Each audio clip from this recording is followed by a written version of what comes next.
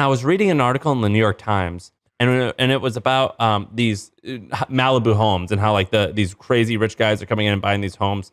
And Grant Cardone was one of the features, and they didn't feature him as Grant Cardone. They're like, another local buyer is motivational speaker and real estate entrepreneur Grant Cardone, and he was just like a guy they were interviewing, not like this internet. And he recently bought a house in Malibu. I think it was for $60 million.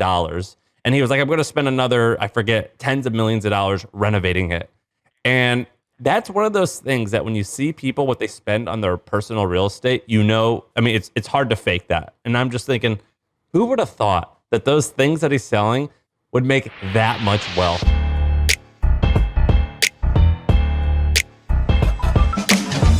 I have a question. When was the last time that you have flown?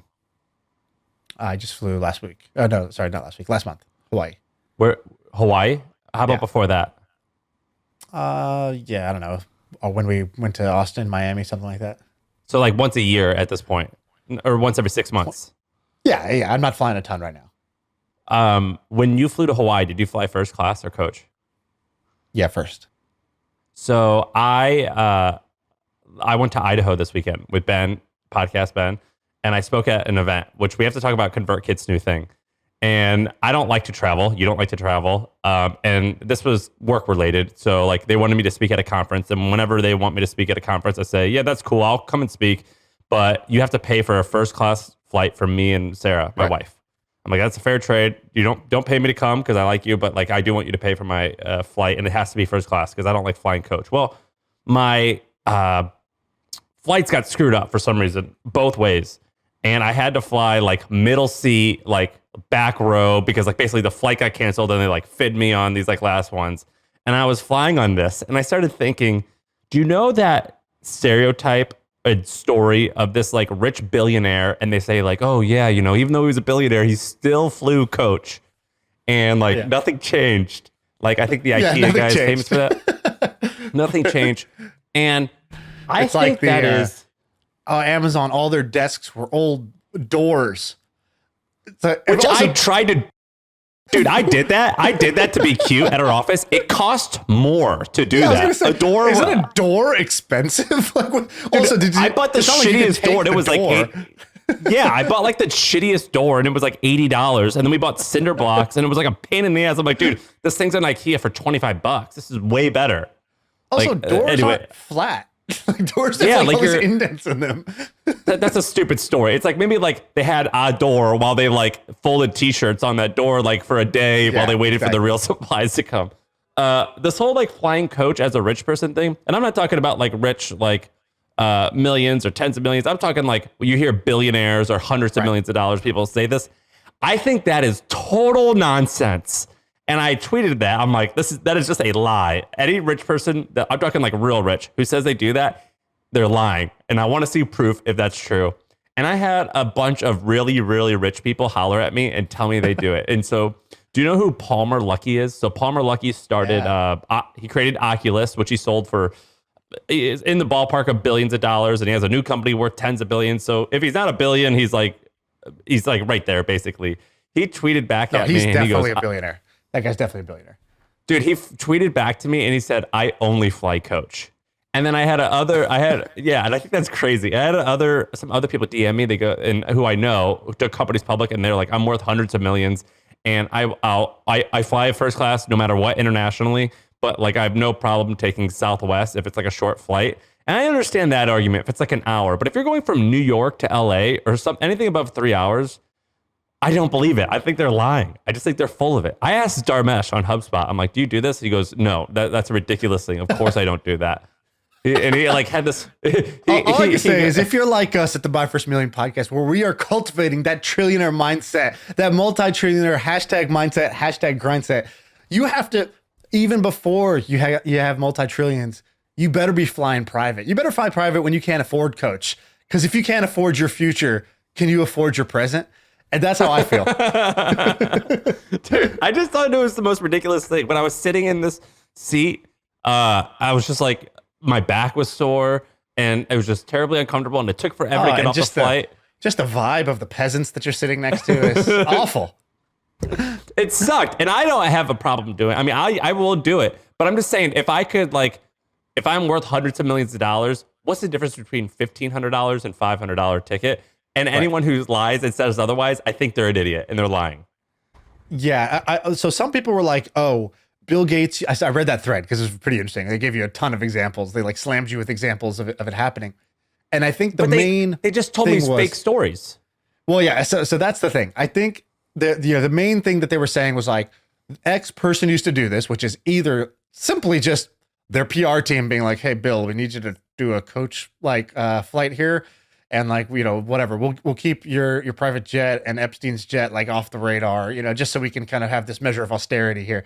And so that, I'm pretty sure and because it works, by the way, like the fact that so many people posted articles of billionaire flies coach, it's like, dude, that's not news, by the way. But the fact that it's newsworthy is like more proof that this is likely a PR stunt, because I've done it too. I've been like, oh, Bill, Warren Buffett, still drives an old beat up, 83, Camry, and like, Sam Bankman-Fried, he's the newest young billionaire. And did you know that he only eats bananas and sleeps on a beanbag? And, like these stories work. They're like worth telling, which makes me think this is like a PR scheme. But the other interpretation was they did it so that they could like tell the company, hey, from the top down, we're all being frugal. We're not wasteful. So like, Mr. Senior Director of Business Development is not like, flying first, to every conference. I understand that. But it's like, dude, you and your 3 kids are taking your vacation to France and you're going to fly coach on Spirit Airlines. Yeah, nah, that ain't going to happen. Like that, you're lying. You're lying. It's an absolute lie. Yeah, and I was show me your Ryanair receipts if you're really doing this. Like, show me your Spirit Airlines frequent flyer miles history if you expect me to believe this. Like, dude, I've sat in Spirit Air and I've had the pilot come out mid-flight and rearrange the seating because someone was too fat and had to like, hey, we need to do a 2-for-1 trade. You need to get to the left side of the plane and then 2 of y'all need to move to the right. We need better balance. Like I've literally, unless you've done that, you don't have that trillionaire energy. Yeah, dude, I've done that on pontoon boats, like where you have like, where you have people in the back. You're like, hey, you guys got to switch seats. This boat's going a little sideways, but I've never done that on a plane. I didn't even think it was real. I thought the pilot was joking, and it wasn't a joke. They literally were like, we need to rebalance. I was like, Jesus Christ. Let me tell you about one more interesting thing. Another rich guy thing. So, you know who Grant Cardone is? Of course. I know Grant. Met Grant. So I'm not going to like even comment on if I like him or not, but I will. I like him. Okay, that's cool. I don't entirely dislike him. I don't dislike him. I don't like everything he does, and I like a lot of what he does. But I kind of pegged him as this guy that was kind of like in the internet marketing world, just selling like hawking like cheat books and cheat courses. And if you're so rich, like, why are you selling a course, right? Yeah. A question I've asked myself many times also. Yes. Speaking of, and it's new course available July 11th, power riding. Sign up today. Go to maven.com and sign up, baby. Market's down. Dude, Daddy needs a new course. I was thinking about that. I'm like, all right, if this is this course guy and he has this like, he's wearing all these nice suits, like, is that legit? Is that real? And I was reading an article in the New York Times, and it was about these Malibu homes and how like these crazy rich guys are coming in and buying these homes. And Grant Cardone was one of the features, and they didn't feature him as Grant Cardone. They're like, another local buyer is motivational speaker and real estate entrepreneur Grant Cardone, and he was just like a guy they were interviewing, not like this internet. And he recently bought a house in Malibu. I think it was for $60 million, and he was like, I'm going to spend another, I forget, tens of millions of dollars renovating it. And that's one of those things that when you see people, what they spend on their personal real estate, I mean, it's hard to fake that. And I'm just thinking, who would have thought that those things that he's selling would make that much wealth? That's pretty crazy, isn't it? You know what's even crazier? So the one time I talked to Grant Cardone for an extended period of time, like we had like, I don't know, a 40-minute conversation, 20 minutes of it was on why buying a house is so stupid and why he rents everything. And he was going off, like, people were like, oh, your penthouse is rented that you're in. He's like, yeah, bro, your house is not an asset. Why would I buy a house? And he was like, I buy real estate that pays me, brother. And he's like, Yeah, I rent this penthouse. I rent everything. I want to be able to move. I want to live in the place I like. And I take my money and I put it to work. You see that over there? That's my money working. And because he's like a big time showman, right? Yeah. And so what is it? Like funny. dollar bills, like digging holes? I don't like, what's he pointing at? He's like, hold on, brother. I can't hear you. I got something in my ear. It's a voice it's asking me one question. Who's got my money? And that's what I got to ask every morning. I wake up and I look to the heavens and I say, who's got my money? And then I go and I get that money from them. And I was like, whoa, this is incredible. Wait, where'd you hang out with him for 45 minutes? So he used to use Blab, the same product where I met Martin Shkreli. It attracted a whole bunch of grifters, and Grant Cardone was there. And I was like, all right, who's that? I would go into all the rooms that had a big following. I was like, okay, this guy's driving a bunch of growth and engagement. You're a power user. Who are you? And sure enough, it was often, people who are somewhat controversial. That's who people like to watch live stream. And so Grant would go on there and he would do his 10X meetups, and you would just see people come in. They'd be like, I gotta keep doing my impression. It was so. If you haven't gone into this world, by the way, you need to spend 3 hours, and I need you to watch. I love watching his videos. He's got great videos. Watch his community, because you'll be like, wow, this is like the Kool-Aid drinker. So they would come on, they'd be like, Grant, they put up the They call him Uncle G. Uncle G, what's up, man? What's up, brother? And they'd be doing the 10X. All right. Thank you so much for all the content, man. I was broke and homeless. I used to eat McDonald's wrappers instead of the food, and now I got a Ruth Chris subscription membership, and I just want to say thank you. And I had a question for you, right? And so they would do this, and then it'd be one after another of Grant 10X, brother. Just want to thank you. Before I was thinking where the sky's the limit, and now the sky is the floor. Am I right? Amen, brother. And then, and so they were doing this stuff, and I was like, wow, these people are like really like these are the converted, right? And so a lot of people really found value in his thing, because this wasn't like a recorded testimonial. This is a live stream where random people are calling in, and it'd be very hard to like fake this. And they're wearing the hat, they're holding up the books, they really liked his stuff. And I had never heard of this guy. He's like, in the tech world, you don't know who this character is, right? Like if you're in real estate, if you're in the motivational self-help thing, but he's not even like Ty Lopez crossed all boundaries. People like all knew who he was. Grant Cardone's like not like that. So that's the first thing you should watch. Second thing is he does these deal breakdowns. Very interesting to watch. So he's sitting at a table, and it's like, what's that guy Dave Ramsey, who like you call in and you're like, Dave, I make $80,000 a year and I got student debt. Like, what should I do? And he's like, save your money. And so people do that with Grant. They're like, hey, Grant, I got $200,000. I'm looking at a property. The address is 3909, West Boise Street in Idaho, whatever. And then he basically Googles it, and he's got a whiteboard behind him. And he's like talking to the guy. He's like, all right, so what are you putting down? All right, what terms are they giving you? And he basically like workshops the deal with them. He like kind of like sort of like a speed version of underwriting the deal live. And I actually learned a bunch from it. Like, I'm sure somebody who's like, a real estate master is probably like, oh, this is all just like, this is the Jim Cramer of like real estate here, where he's saying things that make it sound smart, but he's actually not considering XYZ. But just from if you're a beginner in real estate, which I am, you will learn a bunch and you'll be entertained just in the style that he does things. So I like that. The last thing. He's like, he's got like pro wrestling vibes. Yeah, exactly. And that's why I'm doing the impersonations, because I'm like, why I said I like him. I like him because he's entertaining. Like, I like him because I've learned some stuff and I've been very entertained through the rest. Like, have you seen these videos on YouTube where he just does sales calls for an hour? I have. I think they're so good. I think they're fake.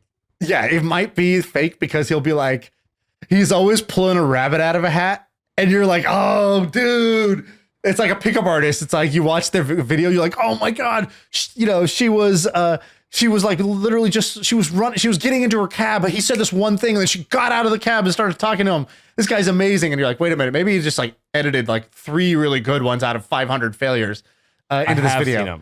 That's kind of what it feels like. But he's doing an hour of continuous sales calls. And so it might be scripted where the guy on the other line is like, yeah, I'll say yes. Just call me. Yeah, we'll play. We'll role play here. It's like the TV show Pawn Stars. You're telling me like, holy shit! In one day, you had a guy come in with like a like a Civil War gun, a guy who had Napoleon's hat, and another guy that owns a Picasso, all in Las Vegas coming into a pawn shop. That's crazy.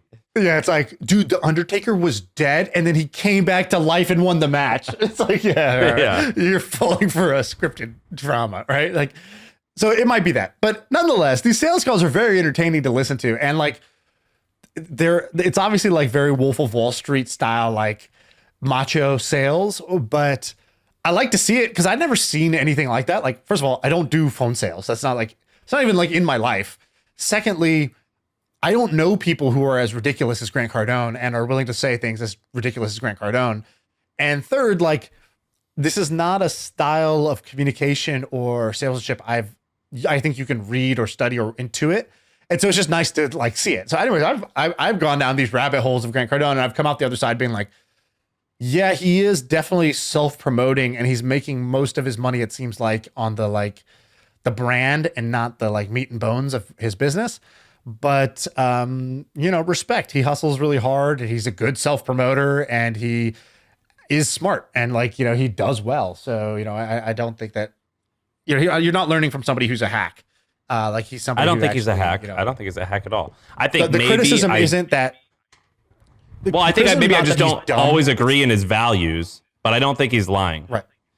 I think the criticism would not be this guy is dumb or lazy or anything like that. The criticism would be, he's just selling you, a bag of dreams, basically. And like, he makes his money on people who want to be him and want to be like him, and they're not really going to be like him. And he's sort of like, promoting that dream. I would say that's probably true, but I think that's true of a lot of things in life. Like that's true of Nike also. Like when I go buy Nike sneakers, because Michael Jordan wore them, do I really think Michael Jordan's a scumbag for, he's not tricking me into thinking I can be like Mike, but yeah, that is actually what the commercial literally says.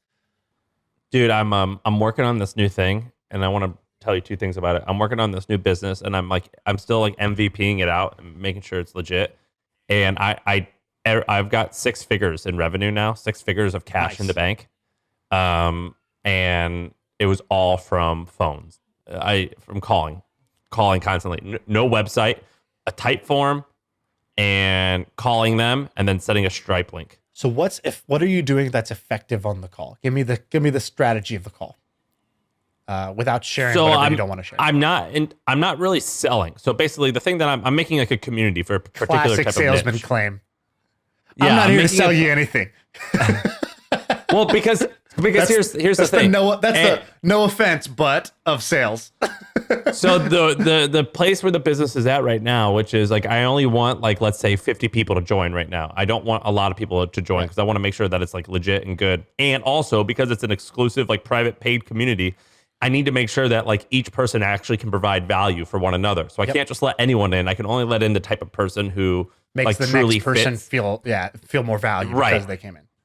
So in a way, I'm like, no, like I really like I don't know if I have space for you. I don't know if we can make this work. But we maybe, and that's why I'm here to interview to see if this will be a good fit for you. And that's basically what I'm doing. It's and like I also you're using the bullshit line, but this time it's not actually bullshit. It's real this time. I guess that's true, but like I don't know how to explain it. It is true. Like we only have I can only make it truly work for a few amount of people. Otherwise, it sucks. And so remember how we interviewed the chief folks? She said that they had 60,000 people apply, but they only have like 10 or 15,000 members. So I kind of believe it. But anyway, I'm working on it, and I went to this. I'm starting it with my friend Joe, and we did something interesting the other day. And when I had started companies in the past, I partnered with the wrong people. Not every time, but sometimes. And the mistake that I'm trying to not make this time is basically making sure I partner with the right folks. And we did this by the thing. Way, you're saying partner like business partner, not like an external partnership. You're talking about like your co-founder type of thing. Business partner, like someone who you give a substantial amount of equity to, which is very similar to a marriage. And I actually did this in my marriage, but I've never done this in a business partner. But we basically like said like, hey, like separately, write down 3 things. Write down what does success look like to you in 10 years? What are you willing to give up in order to achieve that? And like just your day to day, like what do you value and how do you want to get there? And so we each wrote that down and we came together and we're like, all right, here's all the things that are important to me. Let's look at what's important to you. oh wow, they actually align really nicely. This thing doesn't align. Is that a game breaker for you? And then there was another thing that we went through scenarios where, like, let's say you're Lance Armstrong. It's 1999. You know that everyone's cheating, and you have to cheat if you want to win. What are you gonna do? Right. Like, how do you want to play? Like, what do you want to play? And there's no right or wrong answer, but it's just like, let's just see how our values align in different scenarios. And so anyway, we've been doing this thing where we're like trying to figure out, why won't this partnership work? Let's get all that out of the way at first. And it has been awesome. More people should do this. Have you ever done this? I have actually done that, which is so funny you say this. We did something so similar. We sort of stumbled upon it organically in our first business, because the first business I ever created was that sushi business. And the idea was to create like a Chipotle-like restaurant chain for sushi. And so we're going about it. We've been at this point, we've been doing it for, I don't know, 6 to 9 months, something like that. So we're not like, it's not like day one. We've already committed. We already have the equity splits, and we're all best friends. We've known each other for 4 years. So like, surely we know everything about each other, right? And a smarter business person, kind of like a mentor type dude, was like, at this time we were really big on mentors. And he was like, how aligned are you guys? He's like, so it was the guy we wanted to partner with, the chef. He was like, he flew each of us out one by one to LA and hung out with us. And he told us, he was like, yeah, I feel like all of you guys say the same words, but they mean different things. And I was like, what do you mean? He goes, like, you all be like, oh man, what really matters is that we do this like the right way. He's like, but I think you all have a different definition of the right way. Or like, we all want this to be a success. I think if I asked you what do you mean by success, like, put a number, put a time frame around it. Like, I bet you it's all different. And so we came home, he gave us that feedback, and we did it. We did the same exercise. I created a list of questions, and we all went and sat in our corner of the room silently, and we wrote our answers, and then we came and we compared. And Jesus, they were so different. Me and one guy were like pretty aligned, and then the third guy, and we all thought we were all totally aligned. The third guy, his was like way different. And the biggest differences were like time scale. Like, how long do you expect to work on this before we see any tangible success? What are your expectations on that? And then what would be a win for you? And it was like, one guy was like, oh man, like if I could be making 6 figures and like, I'll do this forever. And then I was like, oh dude, I want to make $10 million in, 3 years. And the other guy was like somewhere in the middle. And then we were like, oh wow, like we all have you would be happy with one path and I would be completely unhappy if that same thing. We both are. And if we didn't talk about it, our definition of success would have been very different.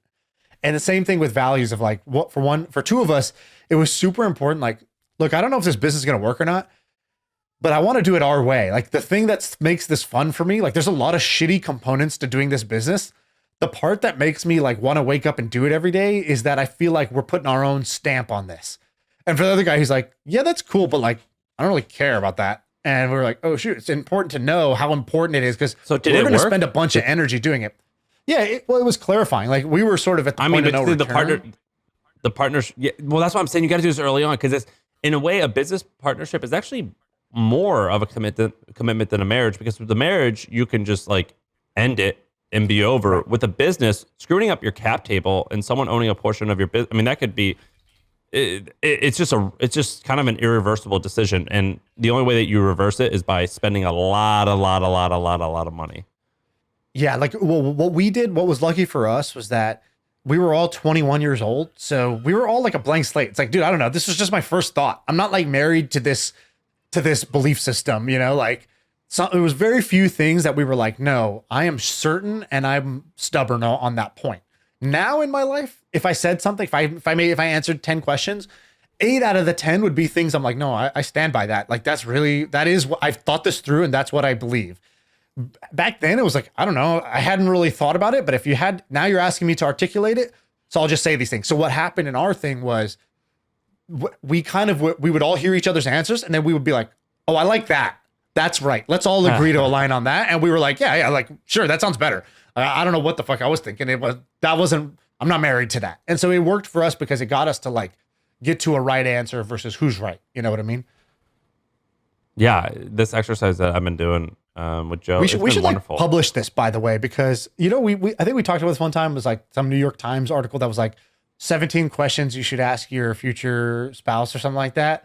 Like before. Dude, it was like 27 questions to ask on the first date. And like, as a single guy who just wanted to like meet girls, I was like, oh, I'm just gonna ask, or it was like 27 questions to like make someone fall in love with you or something like that. And it was like for like relationships. And I was like, oh, I'm asking every woman on this, like, this is the first date question. This is the first hour first date question. And I remember doing it like 3 times. I'm like, those fuckers at the New York Times, they didn't know what the hell they're talking about. None of these people like me. Okay, yeah, maybe I misremembered. So we should, but I do think it would be useful. Whatever you and Joe just did, because I did this like, I don't know, 10, 12 years ago now. I think you did it just like last month. So you should definitely like compile these so that more people can do this, because it'll straight up save people years of pain in their life if they like can identify some of these things up front versus just rushing into the co-founding. Yeah, I mean, I like, it was like, all right, so here's what I want just in my personal life. And then I put like a net worth. I said, I want to have a seat at the big boys table, and I want people to think that I know what I'm talking about when it comes to business. I want freedom. I want to be able to live in different cities with my family. I want to be present in my children's lives. I want to own a bunch of real estate. I want to have fun and adventure. And I want to work like really hard for 3 or 4 weeks or for 6 or 7 months. And then I want to chill for like 3 months. And then it was like, all right. And ways I want to get there is I want to build this particular business. I don't want a boss. I don't want to have any meetings. I want to have few, if any, employees reporting to me. And then it was the ways in which I'm going to approach this particular business. I want to be incredibly aggressive about it. I want to treat it like a job. So we're working 40 hours a week on it. I want to have close to no standing meetings, few employees. And basically that's it.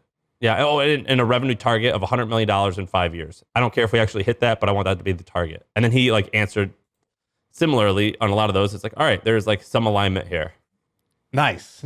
Okay, I like that. And yeah, okay. I think you should publish some of those things. Also, the Lance Armstrong things. I think those are, if nothing else, like it doesn't really matter. But it's like at least knowing how the other person is wired and being like, am I okay with this? Am I okay with the weird psychology of this person?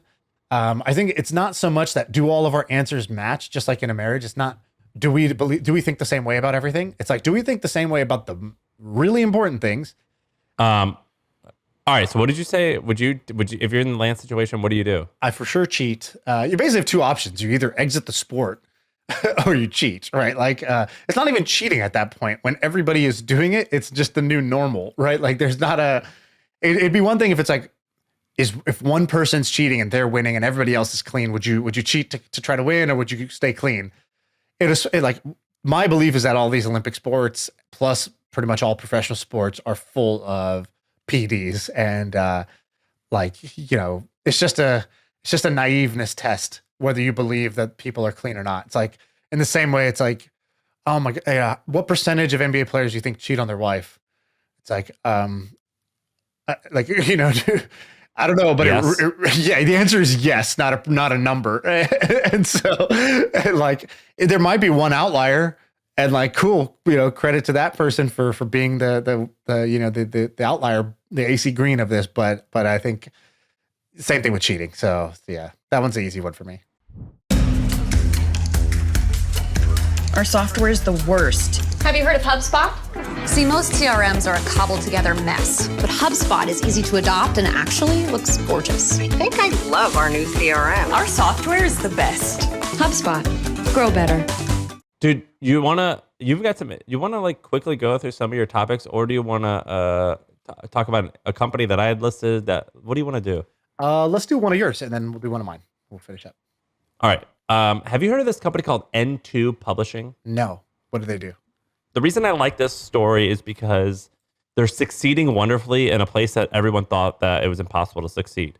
So it's called N2 Publishing. They just rebranded it like last week to Stroll. And it's basically neighborhood magazines. So magazines in like upscale neighborhoods. And I'm almost positive they have like 800 of these or 650 of them, but they're all print. So it's like in like Danville or in like the nice suburb. I don't even know what the very specific neighborhood you're in, what it would be called. I don't live there, but Blackhawk is like an example. Are you in Black? No, but Blackhawk's an example of a nice neighborhood in Danville. So what they do is they send you a magazine like once a month. And it's just a magazine. It's like a bulletin. It's like a newsletter. I don't know what you want to call it, but it's literally physically a magazine. And the company has like 250 employees. Most all the employees are ad salespeople.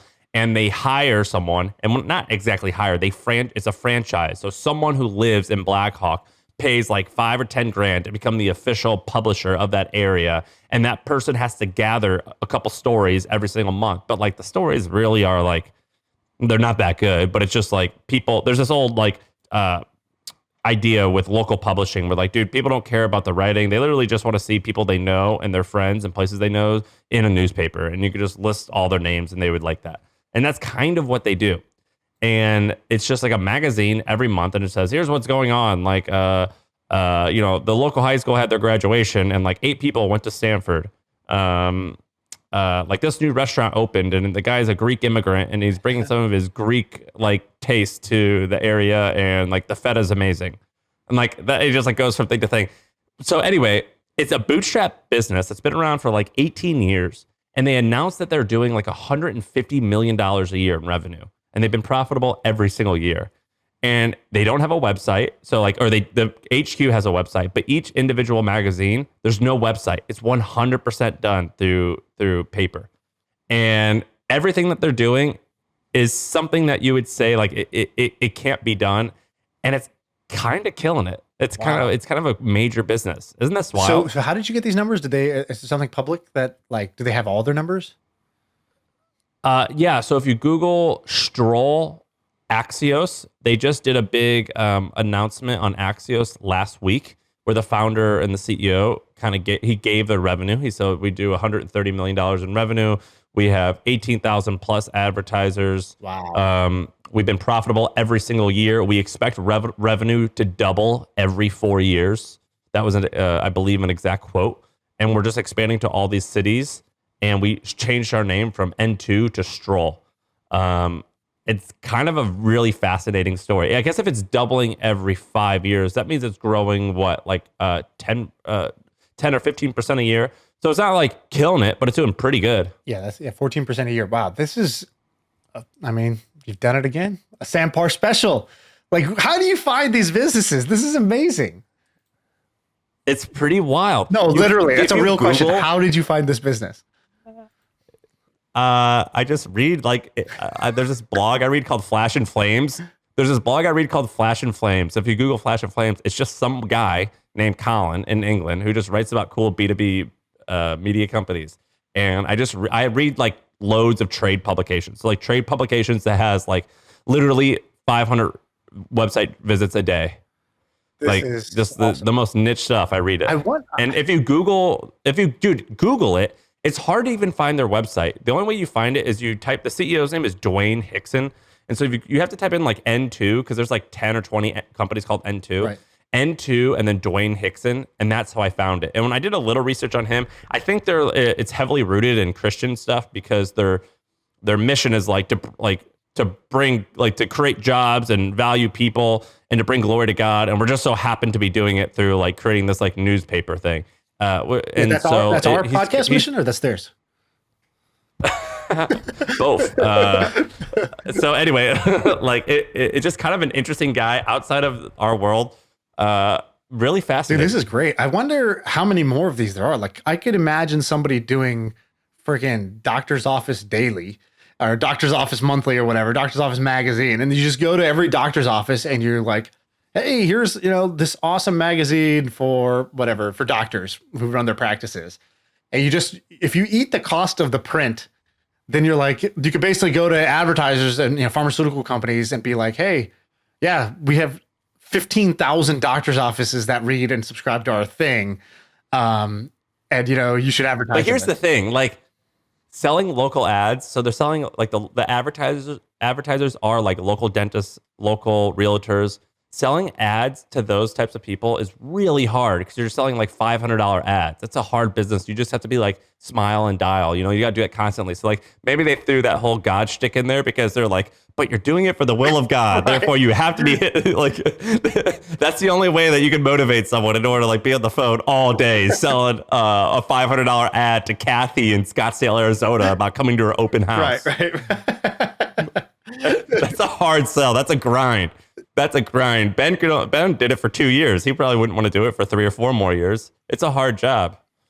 But what I'm saying is, if you did this for other just say other like subgroups, right? So like doctor's office, you wouldn't then need to advertise locally because you could advertise like to all the companies that sell to medical professionals. Or like if I created, e-com, Shopify Mag, right? And I send this to every Shopify owner's home, and I'm just putting out like awesome case studies about e-commerce and just cool like stories of brands or whatever.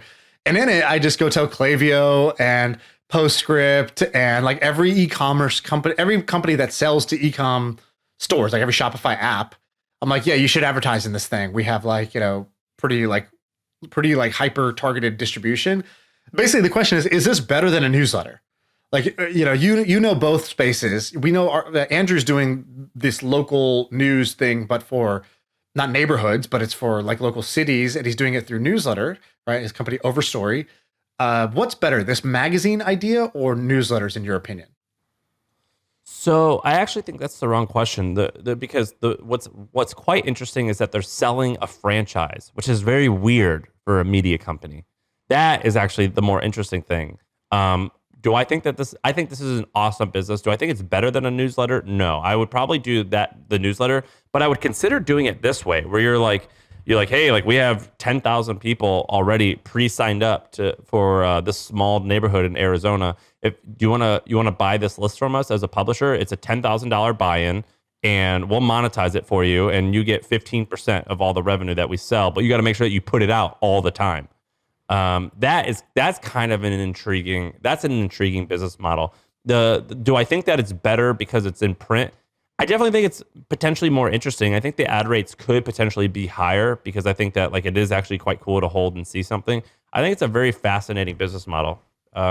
I think you could also do this with a lot of different things. Did they say anything about the cost of actually the print and the delivery? Like you have to print and mail magazines, right? Which is going to cost you something. So that's like the biggest difference from like a newsletter. You get the tracked clicks, and you have no hard costs for the print for the shipping and the printing of the magazine. Do you know at all what that costs? No, I don't. So they didn't reveal too much, but they basically said that their national team has editorial oversight on what's published to ensure editorial standards are nonpartisan and community-focused news. They keep a cut of all ad revenue. They have local operators, so the people who run the local papers, the local magazine, use Stroll's national printing, copy editing, and operational resources, and the company distributes the magazine for free in readers' mail. Right. It's pretty fascinating. It's an interesting business. You know what else is kind of interesting? Did you hear what ConvertKit? So ConvertKit is like a MailChimp competitor. I went to the conference this weekend. It's a email platform. I think you use them, right? Yeah, I use them. Do you see the thing? They low-key announced something that's kind of amazing. So, and the reason this is actually quite fascinating, they launched this thing where they now hired an ad sales team, and they're going to go out and sell ads, and they're going to give you, Shaan, the user, 85% of the revenue that they go and sell. Yeah, this is smart. I was always wondering why the like email platforms don't do this, because once you start your newsletter, you're like, all right, cool. You get people being like, hey, can I sponsor it? And you're like, yeah. And then you de facto become ad sales. And guess what? You're like not great at it because you're not doing it full time. It sucks. And you would happily pay somebody a 15% commission for filling your ad spots and doing it well. And I was always thinking like, a sort of a MailChimp, a Beehive, ConvertKit, like, why aren't they just making this their business model? Like in addition to their SaaS revenue of like paying for the email stuff, like, couldn't they, ConvertKit's at pretty significant scale. Like, I wonder how big this is going to be for them. Dude, listen to this. The Hustle, there was a period of time where Trung was on fire and he was our only writer. We had like people that would kind of fill in when he was sick, but basically he wrote the email by himself every day for like 8 months. And we were doing over $1 million a month in revenue. Right. And there was one Trung and there was like 20 ad sales people. That's ridiculous. That is crazy. It was pretty crazy. And then we had like Adams. So we had like 4 like growth marketers. So like, but that business could have been Trung and like 4 growth marketers, and it would have been making over $1 million a month. And but we had like 8 or 10 or 15, I don't even remember exactly, ad sales people. And then each like 4 ad sales person needs an operations person, and then a editors to edit the ad. It was like Morning Brew, I think, has 250 people. I don't know for a fact. I would bet you that Morning Brew has 30 editorial people and 220 ad sales or ad sales related people. Well, there's some management overhead, but so with your ad sales team, yeah, managing the sellers. When you had your ad team, you probably had like some commission structure or whatever, right? Like, hey, 4%. Yeah. So how did you Something like compensate them? 4%. And basically, so what was your comp model? And then what was like the overhead? So the fact that you employed them versus them just being, let's say, like with ConvertKit, for example, if I write a newsletter, I'm not paying for the overhead. I'm only paying for the placement. I pay this 15% placement fee once they get me an ad. Right? That's their commission. Well, did you spend more or less than that in overall ad sales for the hustle, do you think? So we basically, when we kind of were getting going, we had two salaries, like the entry level people. So the people who were like 2 or 3 years of experience. And then we had the higher people, which for us was like 5 or 6 years experience. So still not a lot of experience, but I was only 24 when I started. So like, it was basically like a 22-year-old and like a 27-year-old. Like those are like, do you get my jokes or do you not get my jokes? That's how you decide your compensation. Yeah. And the earlier ones, the younger guys, it was like it ranged from like $50,000 to $70,000 a year in base salary, and then the upper guys got like $100,000 to like $120,000 a year in base salary. And the upper guys, it was expected that they would sell, I forget exactly, but between $1 to $1.5 million a year in ad revenue, and they would get either 4 or 4.5% of that. The younger guys, their expectations was that they were going to sell between 500 and like 900. We had some sellers, like this woman, Katie, who would sell, I believe the year we sold, she was going into the year with like 2.5 million booked. Wow. 2.5 million. And so, so basically, but then they had to get 75% of their quota. So if their quota was $1 million, if they hit only 600,000, they only got their base salary.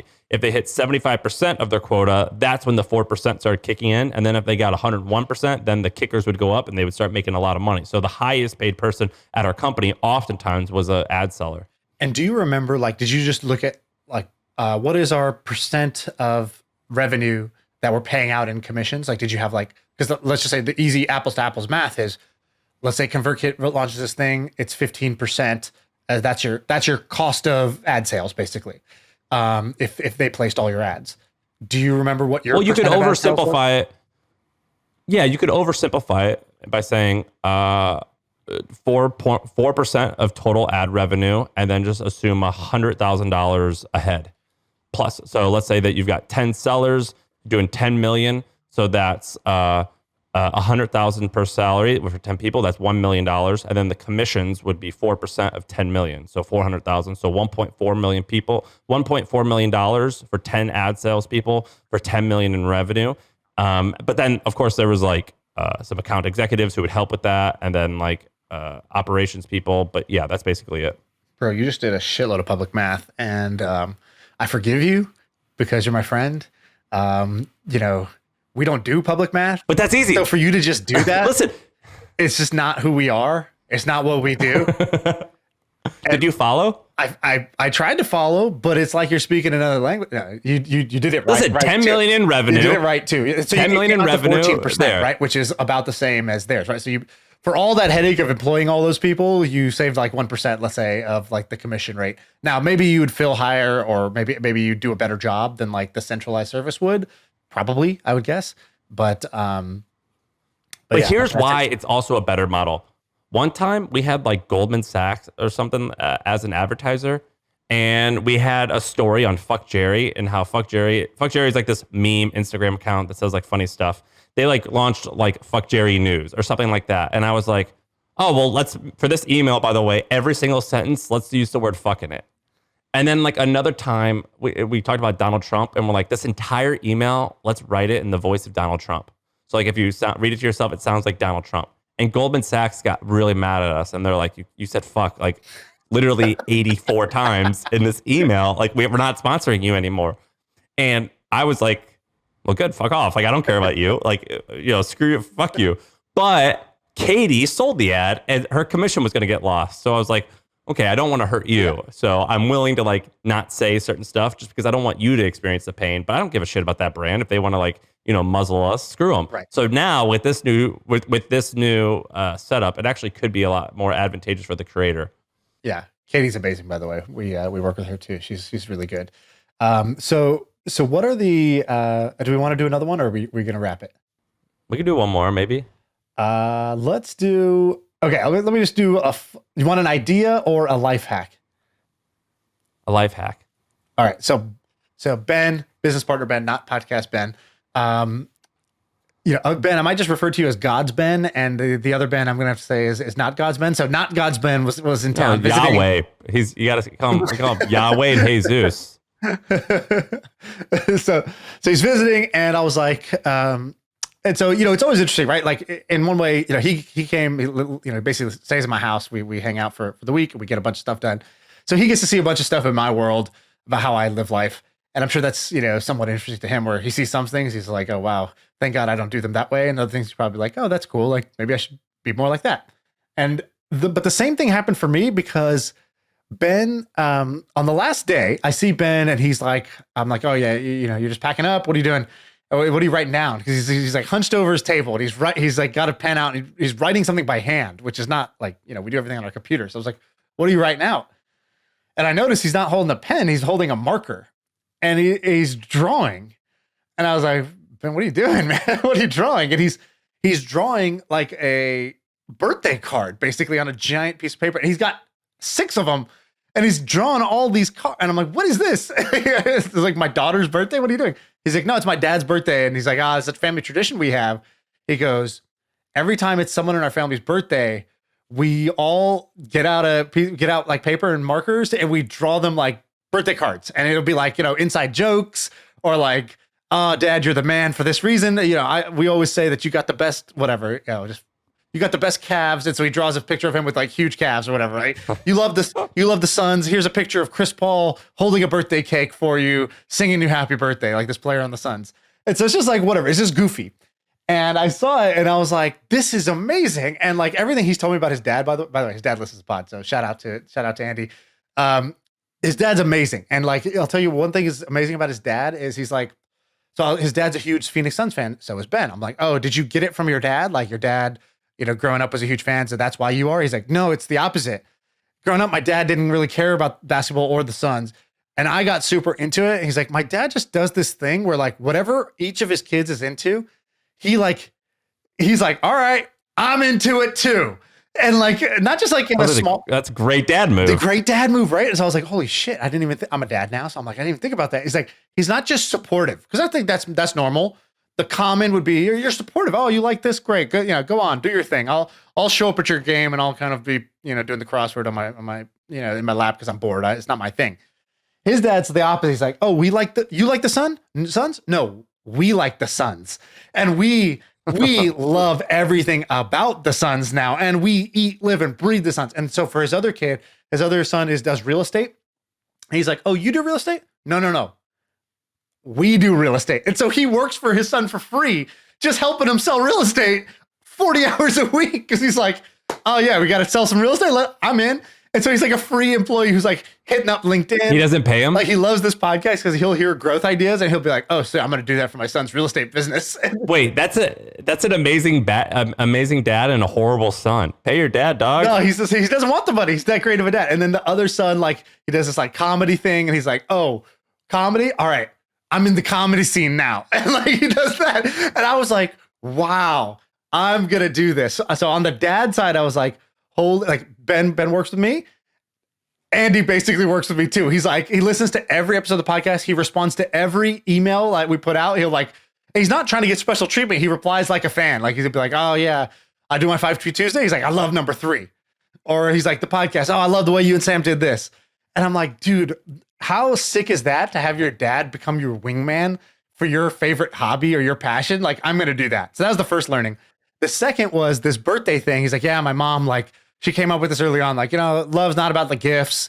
And like, this is just a fun thing we do for each other. And we always do it. We did it. You did what? This birthday poster. So when you wake up. Too? Is this like a white person thing I just don't know about? I don't know, but I mean, shit. Oh, no. like in my house, when you wake up on your birthday, my mom puts like posters all over the house that all the other kids like drew out. Wow. Okay. I don't know, man. What did you? Man, did you do this too? We don't.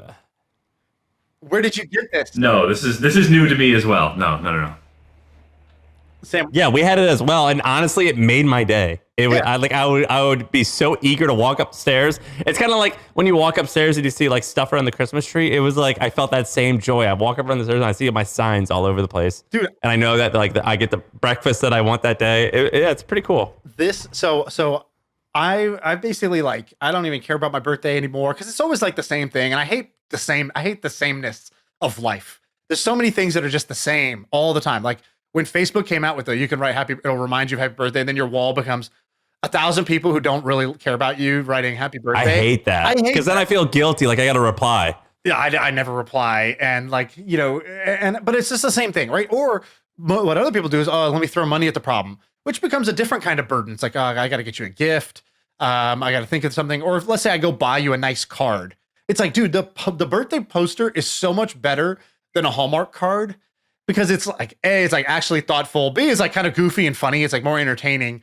And it's a kind of personal touch, right? And so I love this idea. When we came home from that farming conference, my daughter had drawn a poster that says, "Welcome home, Dada." And it's still the first poster, like in my bathroom, it's a poster on the wall. Every day I go to the bathroom, I see "Welcome home, Dada." Like the bathroom is my home, which is, a little bit true.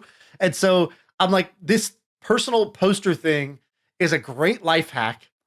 And it got me thinking, I'm going to start stealing everybody's favorite family tradition. And so that's my new question for people is like, yo, what are these like family traditions you got? Like, what are the things that y'all do? And like, people don't even know, they're so like baked into their operating life, like they don't even know them. And then you kind of keep digging and you'll find them. And if it's a family tradition that's lasted 20 years of your life, it's probably awesome. And like, I should steal that for my own family. What do you think? I think that's good. I'm trying to think of if I even have, like, my family, we're all atheists, but we still pray before every time we eat dinner. Like, you don't eat until you pray, even though like no one believes in God. That's like an interesting tradition. We do birthday posters. I don't think we have any other traditions like that. I'd wonder. I bet Ben has a ton. A bunch, but the one that we started, I think I talked about this. So we started doing our end of year reviews where we do product reviews and preview the year to come. That's our newest tradition. I like that one a lot. Yeah, but that's some new age shit though. Wait, that's product some new reviews, age. like actual product reviews, like I love this microphone, or what do you mean? No. Just like just reviewing like the year what was Ben's 2021 or whatever, and then previewing. Yeah. But no, the other we have a bunch of traditions. We do have a bunch of traditions. Like one of the simple ones is we eat waffles like every Sunday morning, and it's just like a thing I know I can look forward to every week. My wife makes really good waffles with like strawberries. She does goes over all out. Yeah, it's just one over the top. It's one meal a week that I know I can always look forward to, and I love it. You don't have any, Shaan? No, I do. I have some, and now I'm like, and I give credit to my dad. My dad was really the one who was bringing the fun factor with some of these, whereas my mom's more like practical. Whereas my dad would be like once a week, he would do the same, like the whatever, like the Monday night dinner.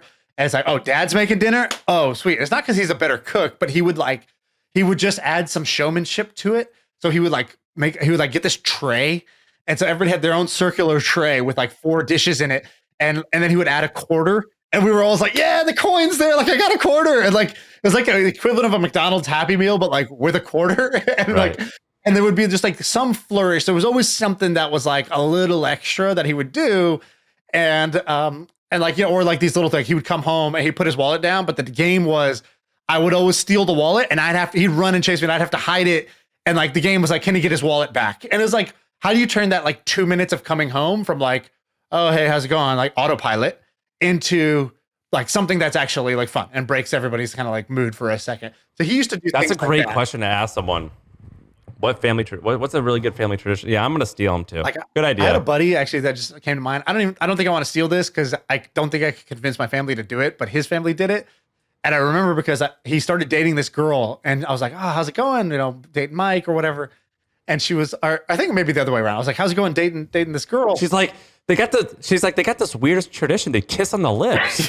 Yeah, basically. It was basically that. He was like, yeah, they go to, he's like, I went on their like annual, like, annual family like vacation to Tahoe or whatever. They went to a cabin and I'm expecting skiing and all this other stuff. And there was, but at night they did this thing. And I'm like, oh shit, what did they do? It's like blood cult. Like, what's going on? And he's like, yeah, they all read Harry Potter, but like they read it aloud and they read it like in the voices. And he's like oh my God. Like, so they, that's a bit much. So I'm sitting there in the circle. Yeah, exactly. But I was like, but to them, it was like their thing. And I was like, you know what? Like as cringe as I would feel doing that, and I love Harry Potter, by the way, but as cringe as I would feel like doing, Dumbledore's voice as I read the book, that would be a lot for me, and definitely a lot for me if I'm the visiting boyfriend into that family. That was like a lot, but like, respect to have a family that's like willing to be a little silly even as everybody gets old. Like I really respect that. And like, if that's your thing, that's your thing. All right, whatever. Like, let me go ahead and read, Order of the Phoenix, like in the voice. Like, let's do this. Like I say, like cornrows and tattoos or cornrows and sleeve tattoos. I respect that others do it, but that ain't for me. Not for me. Dude, you want to know my new line? I tweeted this out yesterday, just bother people, but I was like, product managers are the bottled water of tech. And it's just a funny backhanded slap. Like nobody knows what to make of it. Like it's a compliment, but it's clearly kind of an insult. Like I like bottled water, but I guess bottled water is wasteful and useless. And then somebody one-upped it and I'm like, oh, that's my new shit. He goes, they're more like the throw pillows. And I was like, dude, throw pillows are such a good diss because it's like, girls love them. They look good, but they're completely fucking useless and annoying when you actually need to go to sleep. And so calling something the throw pillow of X is just an awesome slam that I'm like saving up in my back pocket to use. I met people at this conference that I went to, and there was like a lot of listeners there, and someone came up to me and goes, so, like, when did you guys decide to make the switch to go from talking about business to just being like 12-year-olds? And amazing and are you amazing slam. Yeah, that's what he said. And he goes, "Are you happy with that switch?" And I was like, "Huh. A, I don't remember, and B, yeah, I think so." But I was like, yeah, there definitely was like a decision. And yes, I'm happy sorry, with it. He goes, thank you, and fuck. Is my reaction to that comment. Yeah. But he's like, was there, but he wasn't trying to like roast me. He was like, it was Steph's fiance, Steph Smith's fiance. And he's like, I love the pod. But like, when was that switch made where you were going to like go from like talking about actual business to being 12? When I was 12, we had a question like this, which was, I was like, what was it? You probably know it. It was like, when did you tell your dad you were gay? And it was like, the viral question that went through our middle school, like COVID. It was like instantly someone said this and people realized like, oh my God, it's a hilarious trap question. There's no good answer to this question. And literally everybody in every school in the school district of Texas was saying this question for like 3 months and then it went away. But that's what that question is. Like, oh, when did you guys decide to like switch the podcast up to being like 12-year-old idiots? It's like, he just totally like alphaed me. And I was like, oh, I don't remember, Calvin. It was pretty good. And on that note, we're out. All right. All right, we're out. See you.